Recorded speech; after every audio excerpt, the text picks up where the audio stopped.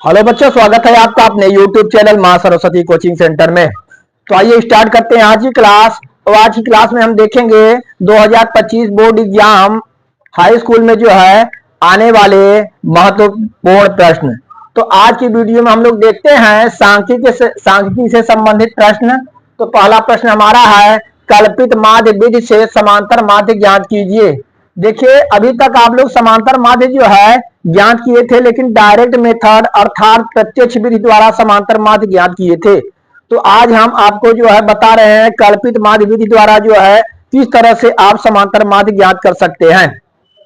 देखिए, तो इसमें हमें दिया गया है वर्ग अंतराल 10 से 25, 25 से 40, 40 से 55, 55 से 70, 70 से 85 और 85 से 100। अब विद्यार्थियों की संख्या हमारी दी गई है 2, 3, 7, 6, 6, 6।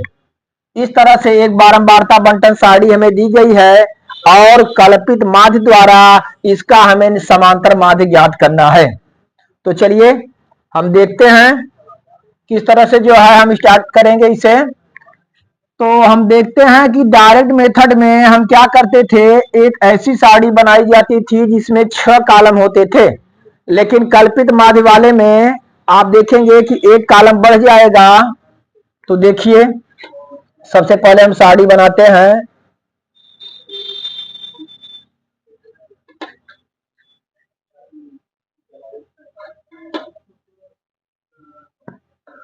तो पहला कॉलम हमारा रहेगा वर्ग अंतराल।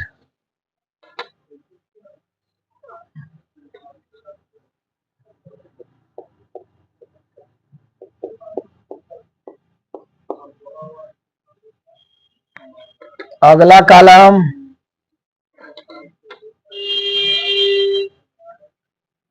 विद्यार्थियों की संख्या।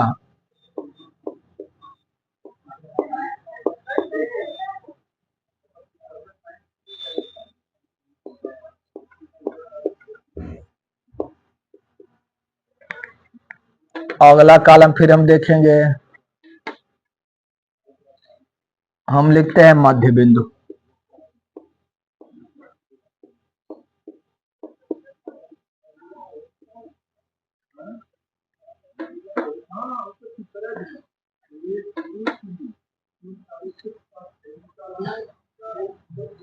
अगला हम देखेंगे डी बराबर एक्स माइनस ए।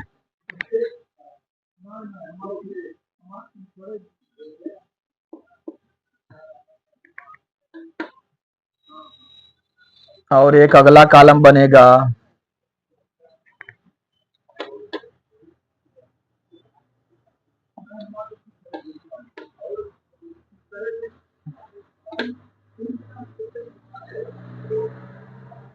F into D.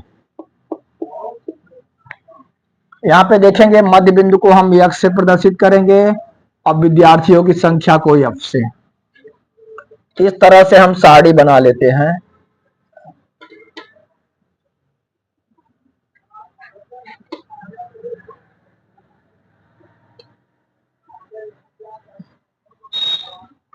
देखिए, सबसे पहले पहले कॉलम में वर्ग अंतराल लिखेंगे 10 से 25, 25 से 40, 40 से 55, 55 से 70, 70 से 85 और 85 से 100।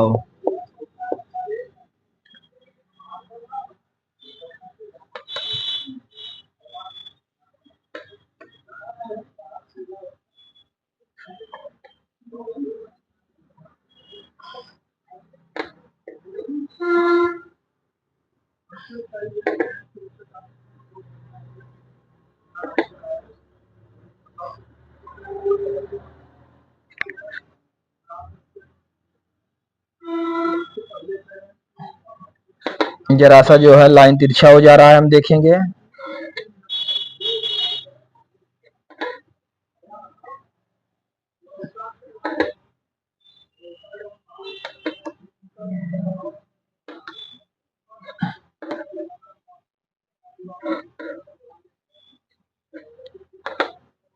इस तरह से हम सारणी बना लेते हैं।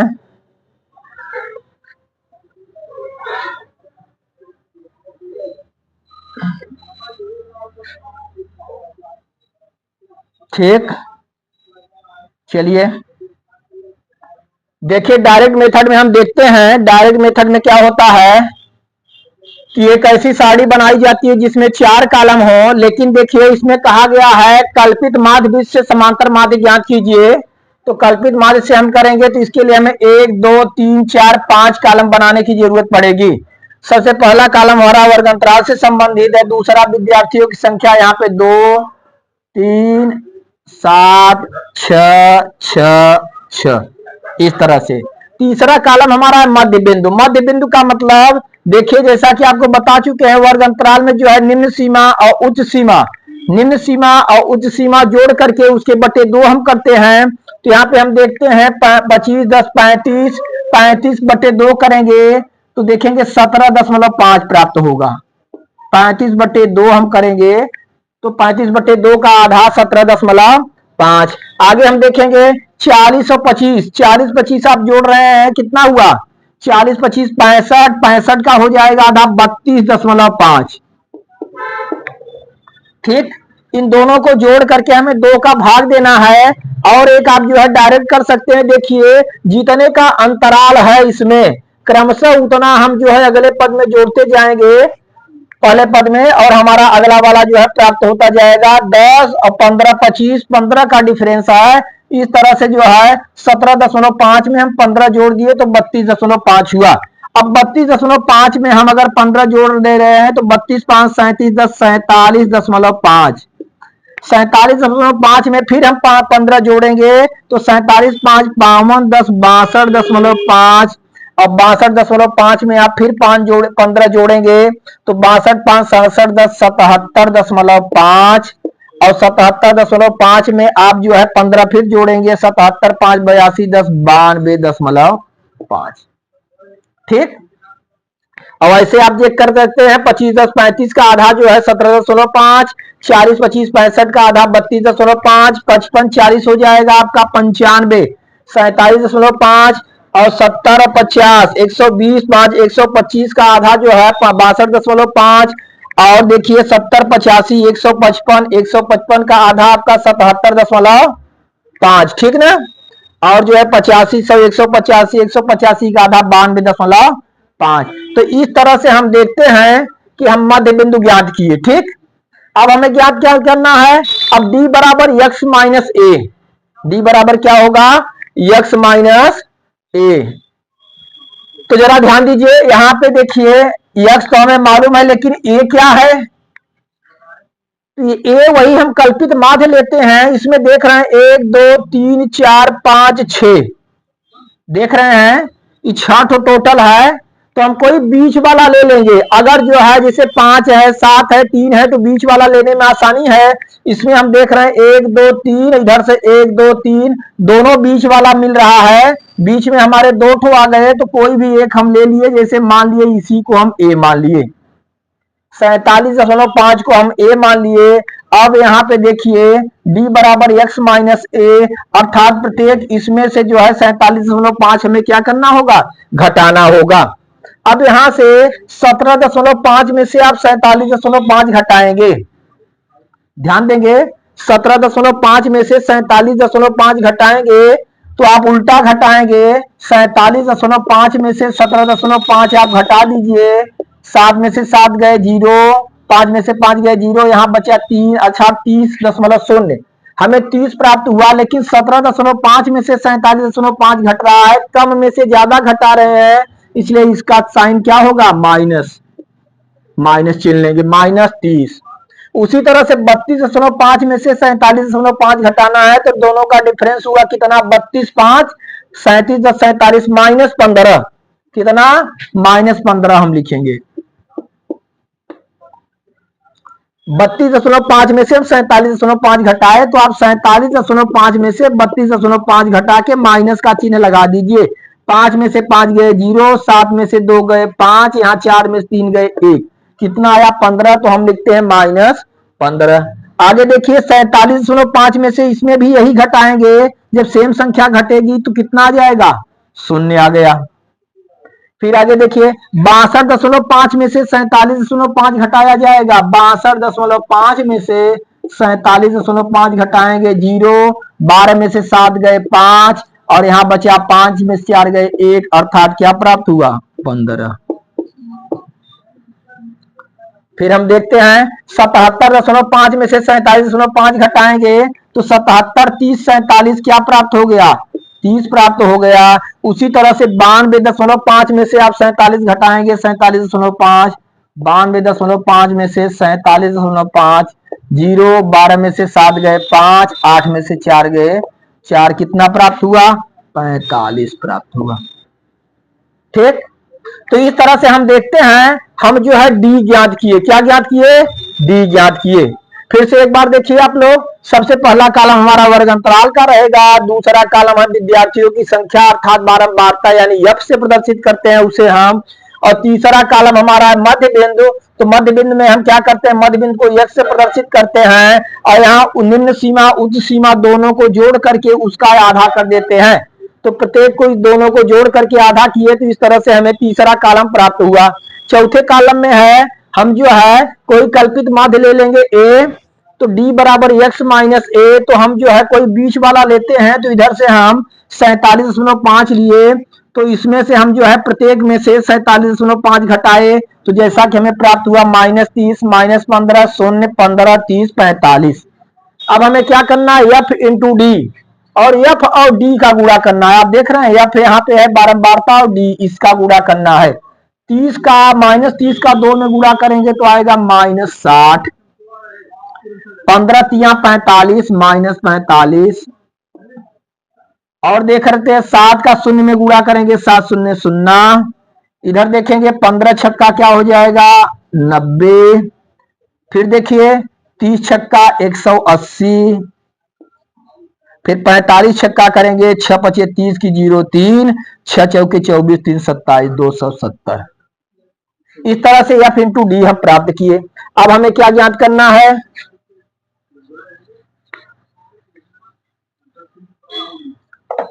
अब हम देखेंगे हम जो है f बारंबारता का योग निकालते हैं उसे हम लिखते हैं सिग्मा f। 2 3 5 5 7 12 6 18 6 24 24 6 कितने हो गए 30, कितना आ गया 30। आगे देखिए अब हम इसे जोड़ेंगे सिग्मा एफ डी,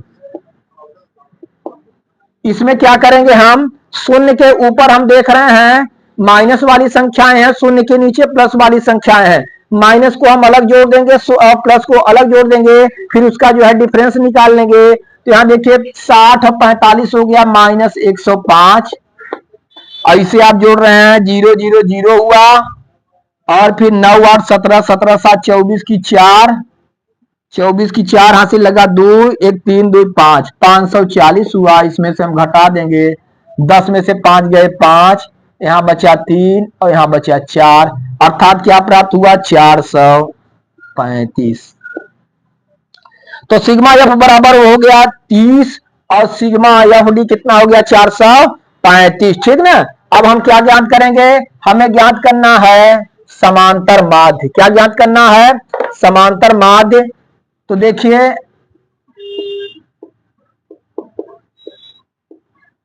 कल्पित विधि से जब समांतर माध्य हम ज्ञात करेंगे तो इसका फार्मूला होता है ए प्लस सिग्मा एफ डी बटे सिग्मा एफ। ध्यान देंगे सिग्मा एफ यहां हम ज्ञात किए, बारंबारता का योग सिग्मा एफ डी, इसका योग ज्ञात किए। इसमें हम क्या किए, शून्य के ऊपर जितने भी हैं प्लस में है माइनस में है, शून्य के नीचे प्लस में है, हम प्लस वाले को जोड़ करके माइनस वाले को जोड़ करके घटा दिए, हमें मिला 435। अब समांतर माध्य बराबर ए प्लस सिग्मा एफ डी बटे सिग्मा एफ। तो ए की वैल्यू क्या है यहाँ पे आप देख चुके हैं 47.5, ए हम 47.5 को ए मान चुके हैं। और इधर देखिए सिग्मा एफ टी कितना हुआ 435 बटे कितना हुआ 30, 47.5 प्लस 435 में हम 30 से भाग देंगे। चलिए देखिए यहां पे हम जो है दे रहे हैं भाग 435 में 30 से, 30 एक्का 30, कितना बचा 13 बच गया, 5 उतारेंगे। ठीक, तो देखिए 4 बार जाएगा, 4 शून्य शून्य, 4 तिहाई 12, 120, क्या बचा 15, दशमलव बढ़ा के शून्य हम ले लेंगे, 30 पंजे 150, कितना आ गया 14.5। तो यहाँ पे हम लिखेंगे 14.5। जोड़ दीजिए, 5 5 10 की शून्य, हासिल लगा 1, 7 4 11, 1 12 2, हासिल लगा 1, 4 1 5 1 6, यहाँ पे दशमलव लगा देंगे, अर्थात हमारा उत्तर कितना आया 62। कितना आ गया 62। तो इस तरह से देखिए आप लोग जो है डायरेक्ट मेथड अर्थात प्रत्यक्ष विधि से भी समांतर माध्य जो है ज्ञात करना सीखे। और यहाँ पे हम देख रहे हैं आप कल्पित माध्य द्वारा, ठीक ना, कल्पित माध्य विधि से जो है या लघु विधि से किसी तरह से परीक्षा में अगर किसी विधि का जिक्र किया है तो आप उस विधि से करेंगे, और किसी विधि का जो है वर्णन जो है क्वेश्चन में नहीं है तो आप सबसे अच्छे ढंग से सबसे सरलतम ढंग से डायरेक्ट मेथड से आप कर सकते हैं। और किसी विधि का जो है इसमें क्वेश्चन में जिक्र किया है तो उस विधि से लगाना होगा। तो या तो परीक्षा में आ जाए आपका कि कल्पित माध्य विधि से अथवा लघु विधि से समांतर माध्य ज्ञात कीजिए, तो आप इस विधि का प्रयोग करेंगे। और इस विधि में जैसा कि आपको बता चुके हैं एक ऐसी सारणी बनानी होगी जिसमें कुल 5 कॉलम होंगे, ठीक ना। पहला कॉलम वर्ग अंतराल का, दूसरा कॉलम बारंबारता का हमारा रहेगा, तीसरा कॉलम मध्य बिंदु, और चौथा कॉलम रहेगा डी बराबर एक्स माइनस ए। यहाँ पे ए क्या है कल्पित माध्य है, ठीक। कोई बीच वाली संख्या जो है ए जो हमारे एक्स से संबंधित है उसमें से जो है प्रत्येक पद में से हम बीच वाली संख्या घटाएंगे, और लास्ट वाला कॉलम एफ इंटू डी, तो समांतर माध्य बराबर ए प्लस सिग्मा एफ डी बटे सिग्मा एफ। और इस तरह से मान रख करके आपका जो कैलकुलेशन कर देंगे आपका उत्तर क्लियर हो जाएगा। चलिए इसे देख लीजिए, फिर देखते हैं अगला क्वेश्चन।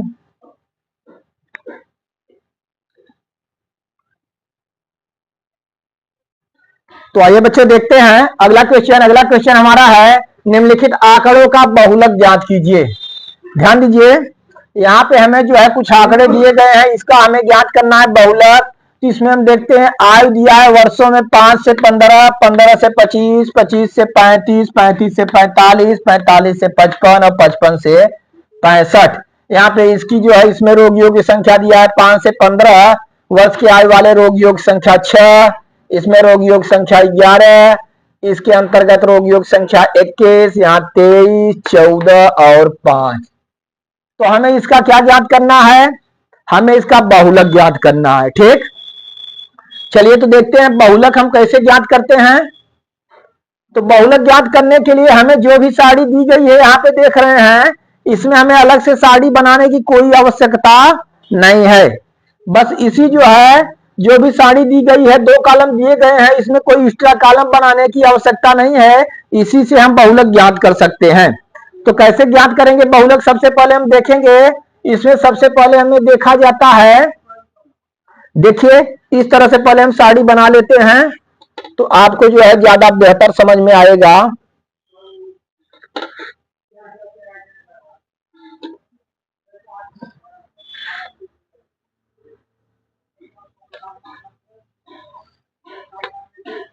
पहला कॉलम हमारा था आयु वर्षों में,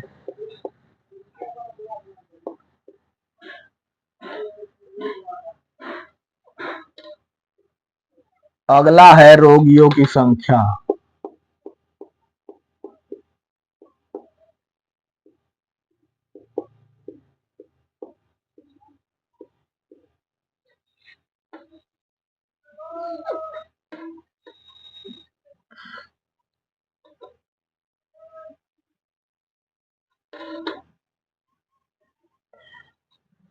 यहाँ पे देख रहे हैं आप आयु वर्षों में, तो हम देख रहे हैं आयु 5 से 15, 15 से 25,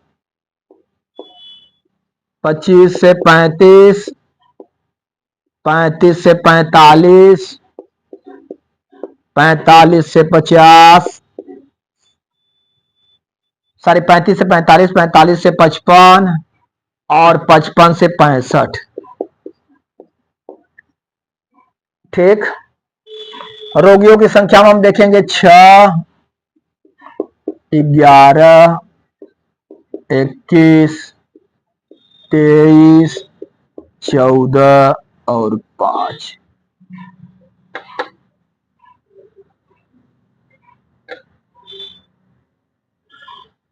बस जैसा कि आपको बताया, इसमें जो है और अधिक कॉलम बनाने की कोई जरूरत नहीं है। तो बहुलक हम कैसे ज्ञात करेंगे, जरा ध्यान देंगे। सबसे पहले हम देखिए बारंबारता में देखेंगे अधिकतम बारंबारता कौन सी है। अधिकतम बारंबारता कितना है, हम देख रहे हैं अधिकतम बारंबारता में 23 दिख रहा है। कितना है? 23। तो यहां पे हम लिखेंगे अधिकतम बारंबारता।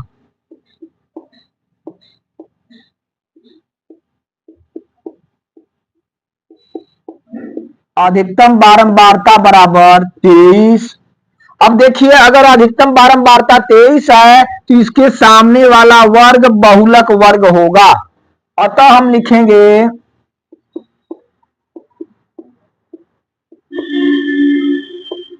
अतः बहुलक वर्ग कौन सा है? 35 से 45।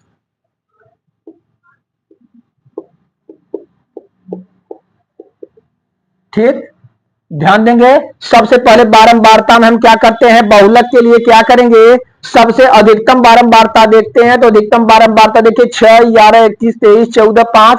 अधिकतम बारंबारता हमारी हुई 23। जब अधिकतम बारंबारता 23 है तो इसके सामने वाला जो है वर्ग बहुलक वर्ग होगा। अतः हम लिखे अतः बहुलक वर्ग 35 से 45।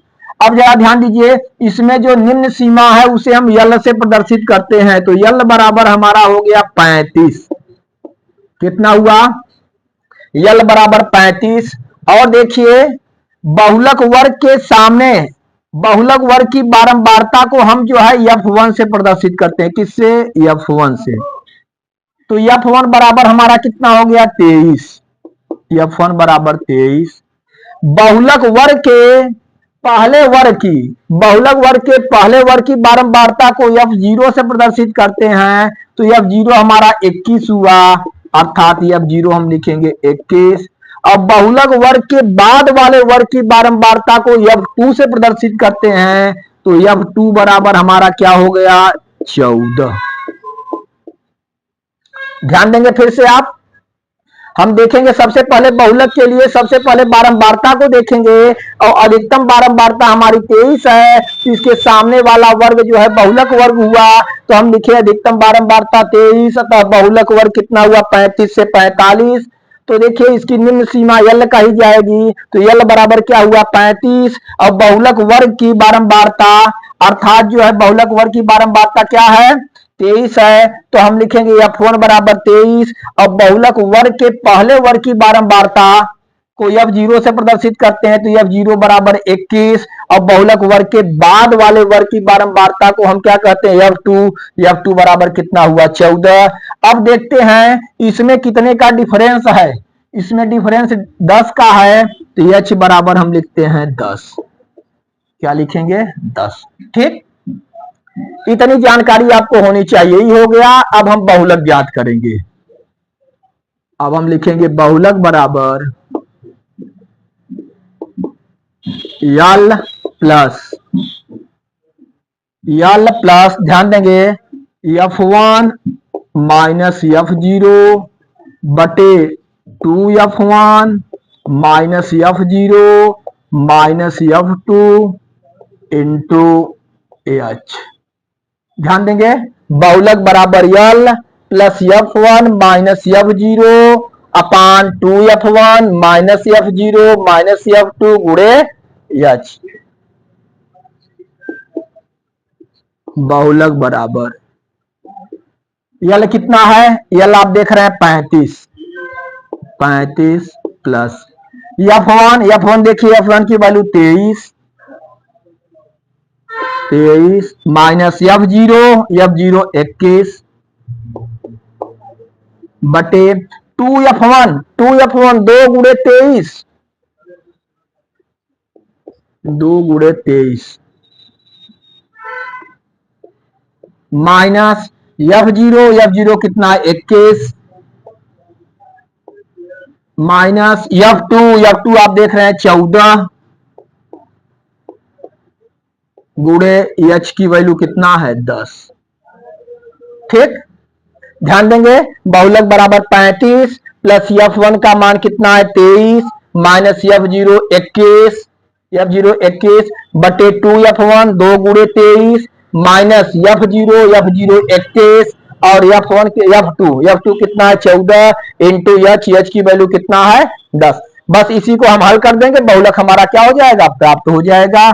हम यहाँ पे लिखते हैं 35 प्लस 23 में से 21 घटाएंगे क्या बचा 2, 23 में से 21 घटाए 2 बटे 23 दूना 46 माइनस 21 14 दोनों माइनस है तो दोनों को हम जोड़ देंगे 21 4 25 10 35 तो माइनस 35 गुणे कितना हो गया 10। फिर देखेंगे 35 प्लस 2 बटे 46 में से 35 घटाएंगे 11 बचा क्या आया 11 गुणे 10 बराबर। आगे हम देखेंगे 35 प्लस 2 में हम 11 से भाग देते हैं, जरा ध्यान देंगे 2 में 11 से आप भाग देंगे 11 का भाग जाएगा नहीं, दशमलव बढ़ा के शून्य उतारेंगे 11 का 11 ठीक क्या बचा 9 फिर शून्य उतारेंगे शून्य उतार लिए सॉरी देखेंगे यहाँ पे 10 गुणे है तो हम लिख सकते हैं 35 प्लस 10 दूना 20 बटे 11 क्या लिखेंगे 20 बटे 11 35 प्लस 20 बटे 11। अब हम जो है 20 को डिवाइड करेंगे, किसको डिवाइड करेंगे 20 को 11 से डिवाइड करते हैं 11 का 11 बचा कितना 9 दशमलव बढ़ा के शून्य उतार लिए 11 अठे 88 ठीक है। तो लगभग हमारा आया कितना 1.8 तो 35 और प्लस क्या लिखेंगे हम 1.8। देखिए यहां पे क्लियर कर दे रहे हैं हम बहुलक बराबर 35 और प्लस 20 बटे 11 की वैल्यू आ गई 1.8 बराबर कितना हुआ 36.8 और यही हमारा क्या हुआ आंसर हुआ ठीक। तो इस तरह से देखिए अगर आपको जो है बहुलक आ गया तो इस तरह से बहुलक निकालेंगे। बहुलक के लिए जो भी हमें सारणी दी गई 2 कॉलम है 2 ही कॉलम रहेंगे। इसमें सबसे पहले हम क्या करेंगे सबसे पहले देखेंगे अधिकतम बारंबारता। अधिकतम बारंबारता जो है उसके सामने वाला जो है वर्ग बहुलक वर्ग हुआ। जैसे इसमें 23 था तो 23 के सामने वाला वर्ग जो है 35 से 45 बहुलक वर्ग हुआ। और बहुलक वर्ग के पहले वर्ग की बारंबारता बहुलक वर्ग की बारंबारता को F1 से प्रदर्शित करेंगे। बहुलक वर्ग के पहले वर्ग की बारंबारता को F0 से प्रदर्शित करेंगे और बहुलक वर्ग के बाद वाले वर्ग की बारंबारता को F2 से प्रदर्शित करेंगे।